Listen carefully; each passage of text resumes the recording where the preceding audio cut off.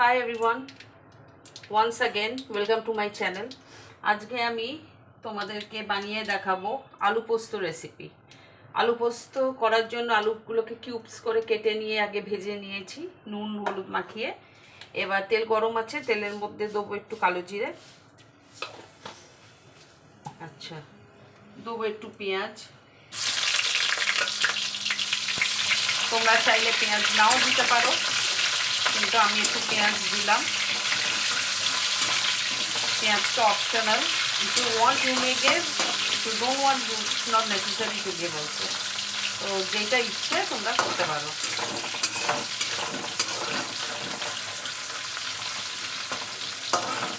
তো পেঁয়াজটা যেই লাল হবে তখন আমি এই পোস্ত বাটাটা দেবো। পোস্তর সাথে কাঁচা লঙ্কা আর হলুদ দেওয়া আছে, আর কিছু না।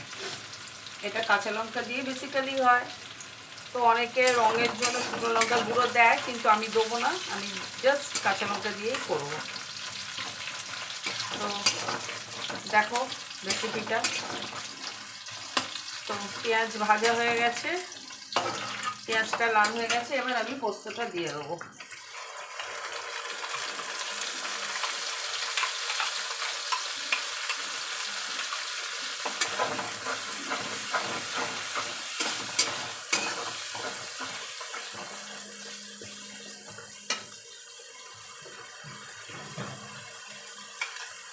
এর মধ্যে অনেক পোস্ত লেগে আছে, তো আমি একটু ভালো করে ধুয়ে জলটা দিয়ে দেবো।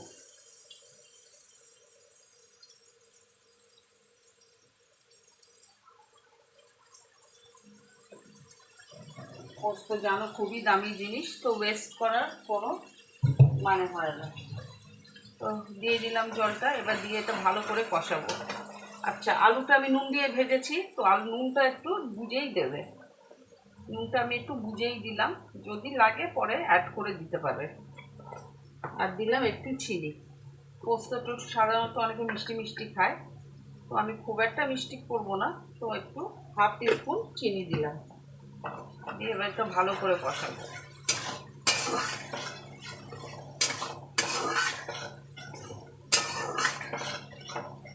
আলুটা এমন করে ভেজে নিয়েছি, দেখো আলু একদম গলে গেছে, একদম গলে গেছে। তো আলুটা এরকম ছাকা তেলে ভেজে নেবে, যাতে জল দিতে না লাগে। আমি পোস্তটা খুব শুকনো শুকনোই করবো, মানে গ্রেভি থাকবে না খুব একটা, তাই জন্য আলুটা আমি আগেই ভেজে তুলে নিয়েছি, যাতে আলুটা ভালোভাবে ভাজা হয়ে যায়, ভাজার মধ্যেই সেদ্ধটা হয়ে যায়।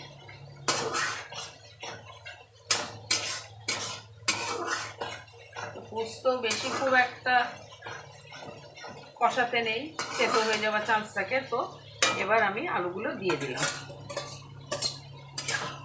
দিয়ে একদম এরকম নাড়াচাড়া করবো।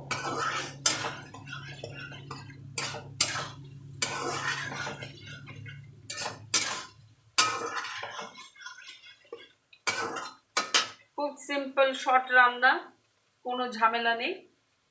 আর এরকম আলু পোস্ত ডাল দিয়ে সত্যি খুব ভালো লাগে খেতে।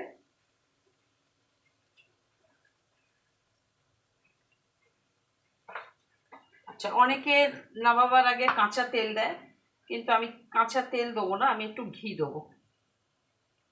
একটু ঘি স্প্রিঙ্কেল করে দিয়ে দিলাম।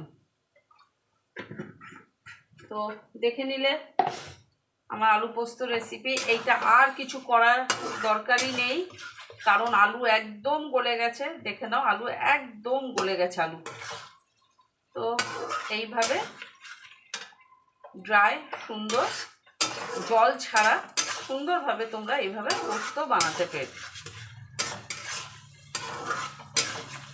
তো এখানেই শেষ করছি ভিডিওটা।